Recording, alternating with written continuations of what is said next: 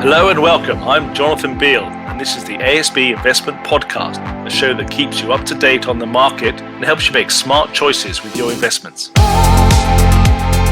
With the move to Alert Level 1, are things looking up for the economy?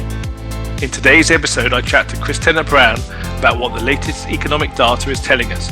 Plus, we talk about the record low mortgage and term deposit rates we're seeing.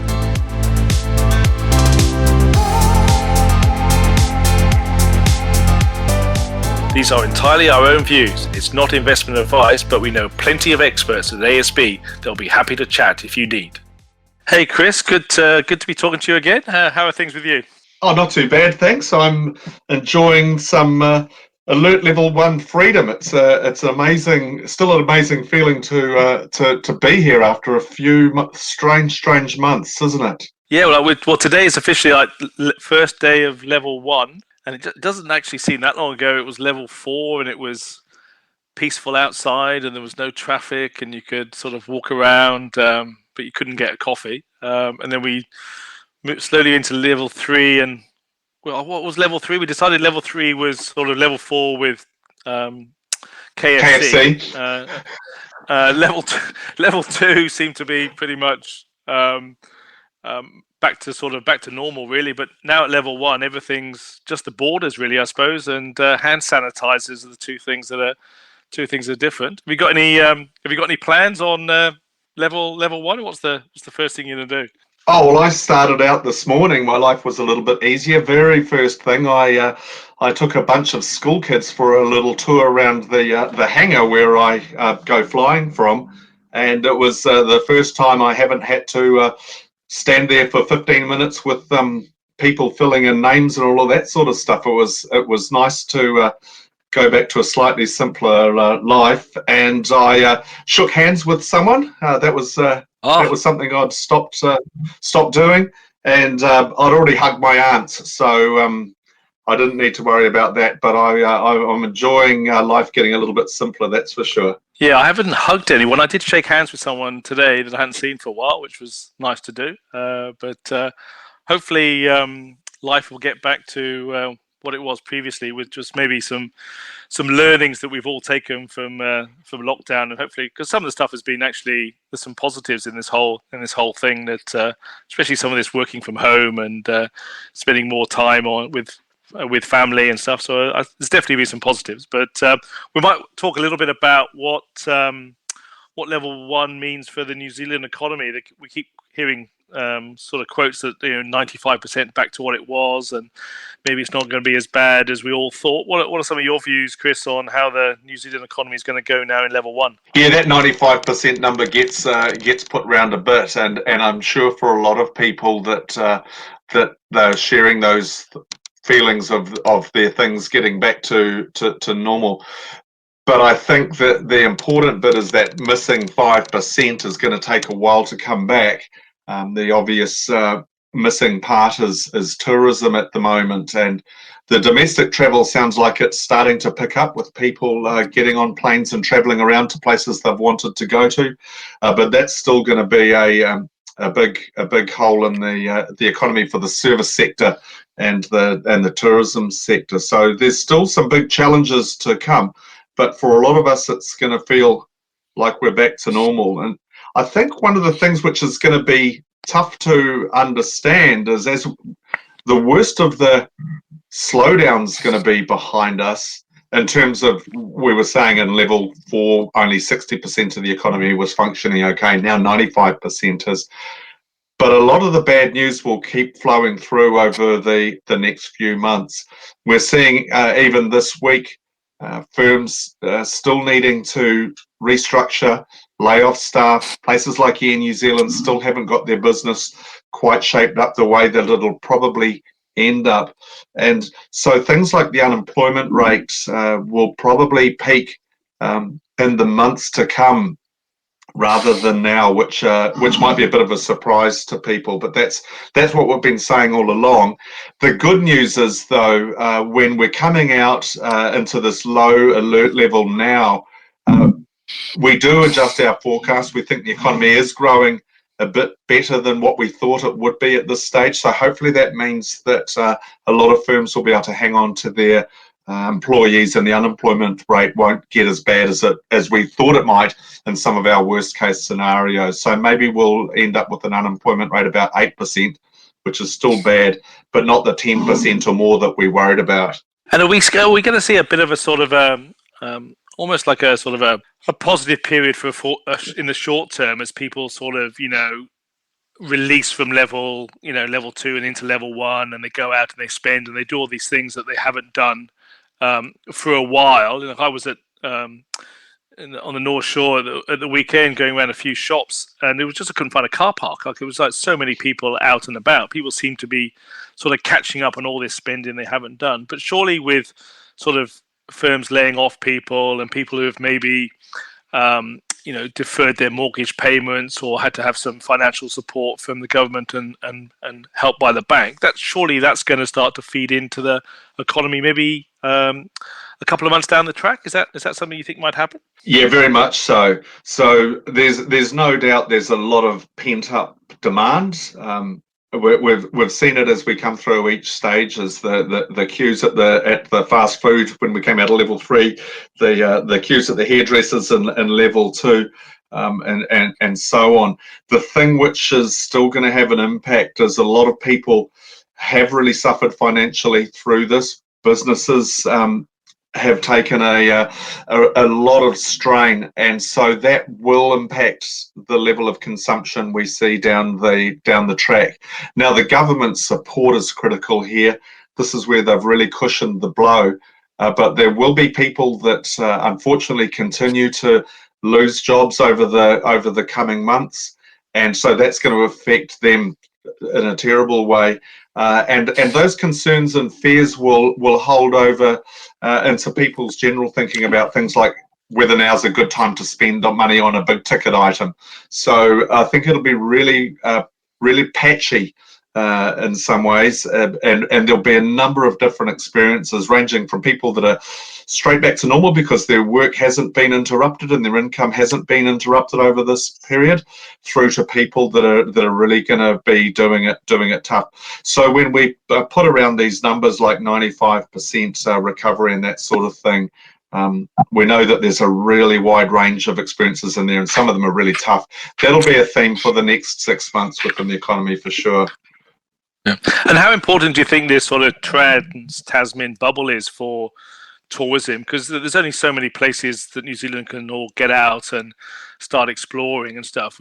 We actually need more people coming to New Zealand, don't we? Is that gonna, if that does happen, is that going to be a big influence in how tourism survives? It's a really important development. I think people will see this as a step back to normality when we can travel a bit more. There's a lot of Kiwis living in Australia that want to come home and see their families and vice versa. And it's our biggest single source of tourists is from Australia. So about a quarter of the tourism spend here comes from Australians in any given year. So that Trans-Tasman bubble will be really, really helpful. And I think in particular of areas like Queenstown, what a help it is for them when you can get direct flights in. But in general, for the hospitality sector, for the airports, for the airlines, that'll be a real help. And I think we'll see people wanting to travel more Trans-Tasman over the while that bubble gets in place. So that's one of those things that from the tourist sector, probably the quicker the better. But clearly from a health perspective, we don't want to have done all these hard yards just to blow it. The border is clearly the way that we could have an outbreak. So there's a little way to go yet, but that'll be a really positive development if it happens over the coming months. And I know you spend quite a lot of time speaking to people in Queenstown on quite a regular basis and stuff. And I know you like going down there, and I try and accompany you down there as much as I can as well. But what's the feeling in Queenstown at the moment? Are they a bit more optimistic because they've had it real tough for a while? Yeah, places like that. There's a really interesting dynamic and balancing act in places like Queenstown and any of the really tourist-focused areas, because on the one hand, the tourists bring in an awful lot of money, and on the other hand, they put a lot of strain on the infrastructure. And so I think there's a lot of thoughts about how do we get it right with tourism in the future. but there's just so many businesses down there that really want tourists to come back.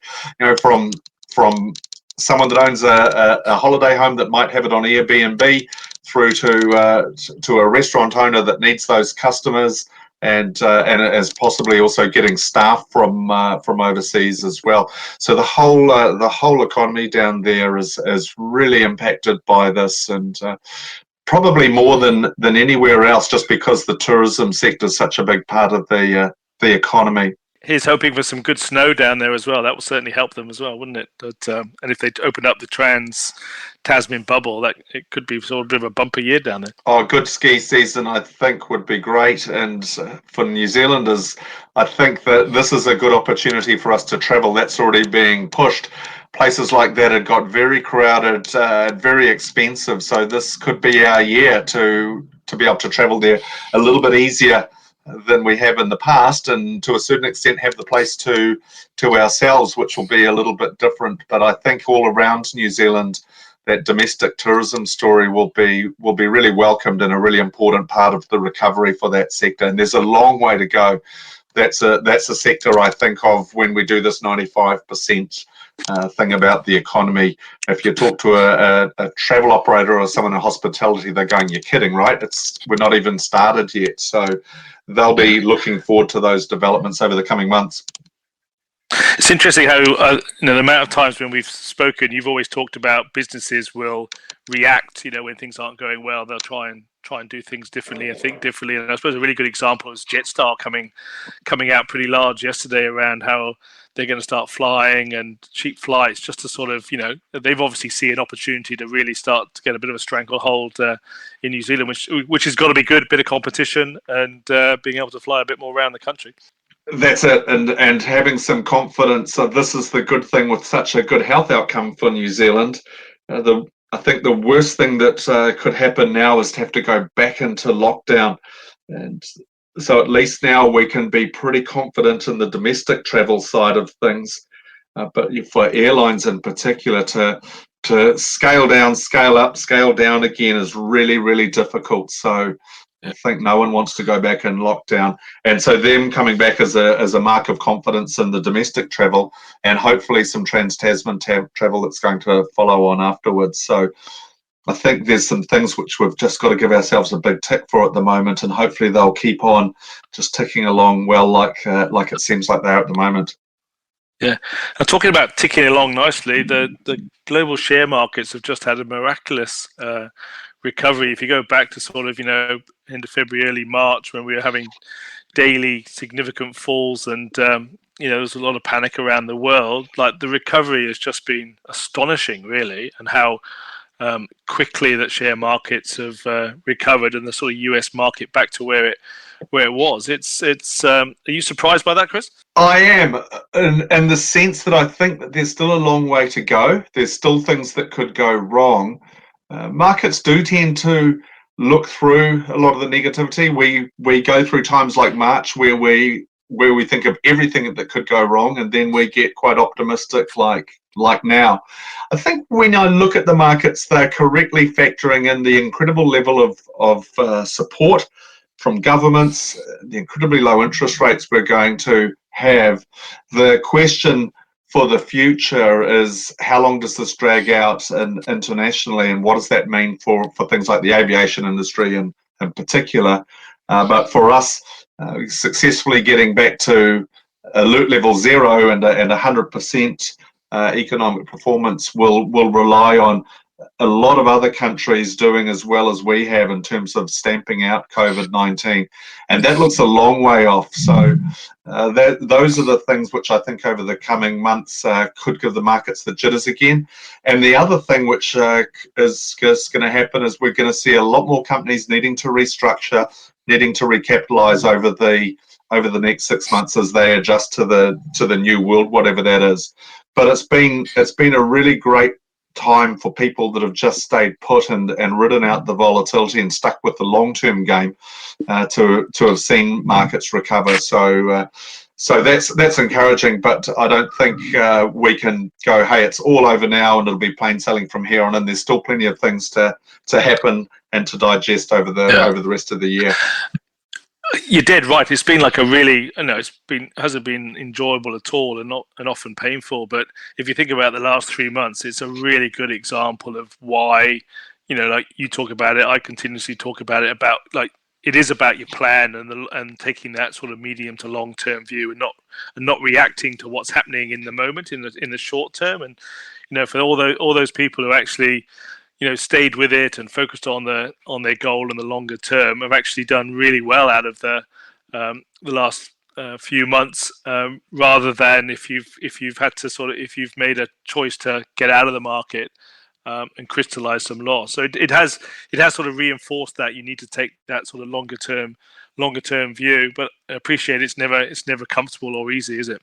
Yeah, what I try and do is sort of make a mental snapshot of how worried I was when markets were really in despair, and then how you can change that sentiment a few months later. And then when inevitably this happens in the future, I can recall, okay, last time this happened, I know I felt really uncomfortable, and I know in 6 months' time I was glad I stuck with my strategy. So that's my way of dealing with it. And for me, if the past 30 years have been anything to go by, I'll probably have another one or two bouts of negativity like this between now and when I retire, that's for sure. So I know that sort of mental preparation for the bad times is required if you want to get to that end goal of growing your money really nicely via investing. And just sort of moving away a little bit from sort of COVID-19, is there anything else that we should be watching out for, like sort of maybe some tensions in China, or we've got elections around the world here in the US? Are those things now starting to take a little bit more prominence in your thinking and what we should be thinking about? Yeah, the China tensions, I think, just aren't going to go away. They've gone on the back seat at the moment. We've got the terrible protests in the States at the moment, which is their main focus. But through it all, there's been a couple of releases from the White House about their relationship with China, and it's hard not to see those tensions coming roaring back. Trump's got a lot on his plate at the moment, but those tensions will return, and the States has really done a fundamental reevaluation of their relationship with China. So that's going to be a theme. It's going to keep people worried about global growth, even if the COVID-19 threat to growth starts to fade away, or people become a little bit more comfortable about it. Those trade tensions, I think, could come. A second wave of COVID-19 is not something people are worrying about too much, but if you look in places like Brazil, there's a lot of cases coming on there. Likewise in Russia, even in some of the states in America. So there's still plenty of things that could rattle investors, and so I think there'll be a lot to watch, and the elections will be the biggie. I think it's going to be a really nasty time for headlines coming out of the States. I just think that'll be a pretty bitter battle in the next few months. Here, we've got our own political stuff going on, and so it'll heat up a little bit here. But I think the arguments in New Zealand will be way closer to the centre of the political spectrum, and not quite as personal as they seem to get in the States these days. And as if I go back to some previous conversations, and I always caveat this by you're not a Trump fan. I know I joke about you and Mr. Trump, but you were always quite sort of buoyant that well, not buoyant, but that he would get a second term just because of share markets roaring away, unemployment going down. But do you think that's potentially changed? That's just the way that he's coped with COVID, some of the latest things that's going on in the States as well. Do you think that's affected his opportunity for a second term? Do you think there's more of a groundswell? There seems to be a little bit of more infighting going on in the Republican Party. Yeah, I think so. I think it has changed quite a bit. My thinking in the past has been if the share market's up and the unemployment rate's falling, so the economy is creating jobs and people's retirement plans are looking healthy, that's a really big tick for the economy. And so before COVID-19 came along, everything was moving in the right direction, where it looked pretty hard to derail the incumbent. And then you've got COVID-19 and everything turns on its head. The share markets come back, but a lot of jobs have been lost. So and there's a lot of question marks about how the whole process is getting handled right now. So that's going to be the story for America and for Trump, is how well does he manage getting the economy back on its feet over the next few months and get people back into believing he's doing a good job. And for the Democrats, they really need to galvanize some support from those middle ground voters and get in behind Biden. So it'll be an interesting thing to watch. But I think I'd be pretty glad that I'm in New Zealand, not over there. It's much closer, totally. I think, for the Democrats now than it was 6 months ago. Yeah, I don't know if you heard his latest quote, Trump, where he was asked about the sort of, he was talking about the police force in the States and he sort of quoted on 99.9, and then he corrected himself and he dropped the 0.9 and he went 99% of them are, good people. What happened to the other 0.9? All of a sudden he changed his mind. He just keeps on coming out with it, doesn't he? He's quite incredible. But, it's remarkable, and you'd think you were reading two completely different stories if you read the various media sources over there. And that's one of the good things about being an economist, is we do have access to an awful lot of research and an awful lot of things to read. But it's pretty amazing what you read, and our politics here just looks so simple by comparison. So my poor old dad, he's right in the thick of it and not enjoying it too much at the moment.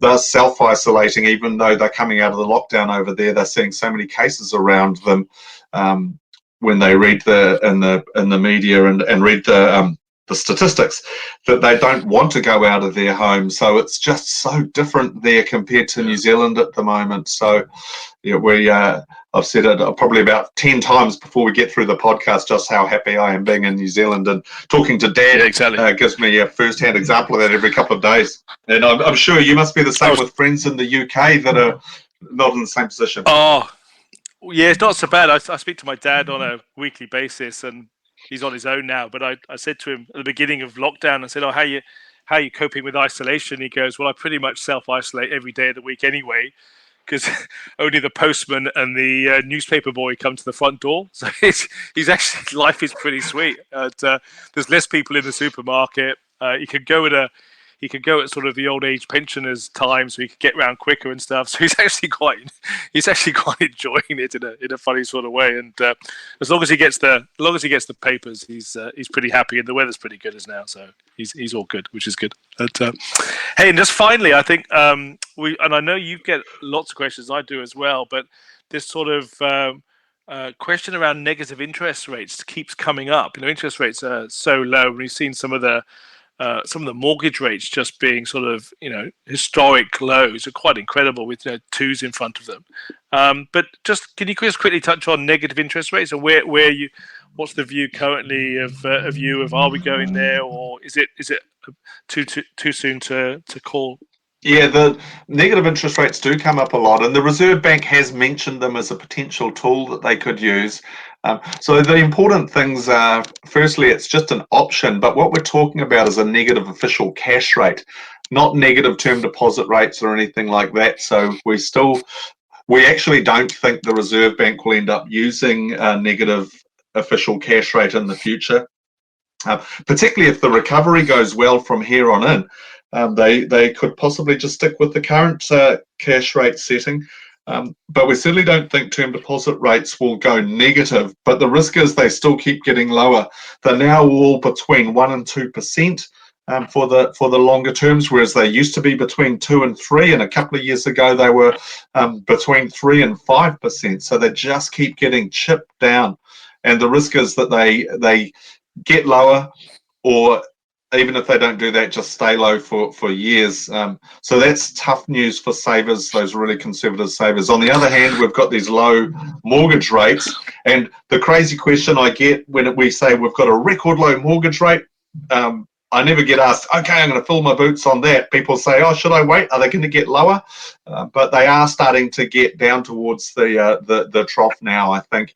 We're seeing them well under 3% now for some of the popular terms around the 1 and 2 year mark, and those are extremely low mortgage rates. And that's a supporting factor for the recovery, is that households, once they get confidence in their job security, once they can roll into these lower term rates, or first home buyers can finance their purchase hopefully at these lower rates, it'll help to have the low interest rates supporting the economy. And of course, the other bit that's important is these low business rates that are available now. We keep talking about mortgage rates, but there's business lending rates that are lower as well. So that's an expense for business, and it's good to see that it's as low as possible. So that's part of the growth phase, and I think it's going to be part of the backdrop for the economy, is low term deposits, low mortgages over the next year or two, but not negative. And that's and the advantage of the Reserve Bank using negative interest rate. What actually is that? Like, it's just as you say, another tool for them, or what benefit would it be for us? Well, it really is just a penalty on banks for holding excess reserves. So it encourages banks to get out and lend all the money that they've got. So whereas at the moment, well, actually, if we put our money with the Reserve Bank, it's like putting a term deposit. You get nothing. It's just an overnight rate. Whereas at times when the Reserve Bank wants to cool the economy down, like think before the global financial crisis, the official cash rate was 8.25%. So we'd actually make money by placing it overnight with the Reserve Bank back in those days. If the cash rate went negative, we'd get penalised for placing cash with the Reserve Bank overnight. So it works in the same way that lifting and lowering the official cash rate does. But it's really all about driving interest rates for borrowers down as low as possible. But so say in Japan, for example, where they've got a negative official cash rate effectively, term deposit rates are about zero and mortgages are lower than they are here in New Zealand. So that's something the Reserve Bank could do, but we don't think that they'll need to do it. So we're probably just going to see these low rates that we've got now hanging around for a year or two is what we're thinking.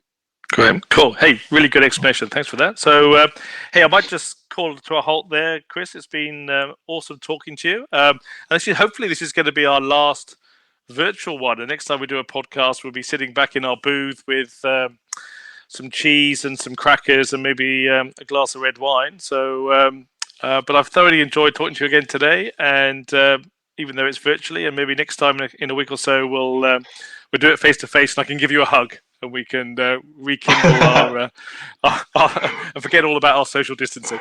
Excellent. Hey, I look forward to that. It's a Friday afternoon podcast. Sounds like a great idea for a week or two, and I'm sure there's going to be plenty to keep talking about. Hopefully the worst is behind us, but there's going to be plenty more news developments over the coming months. So I look forward to that. All right. Good talking to you. Keep safe, be kind, and see you soon. Bye-bye. Thanks for joining us today on the ASB Investment Podcast. If you have any thoughts on today's episode, or if there's anything you'd like us to discuss on future shows, please fire your suggestions through to podcasts@asb.co.nz.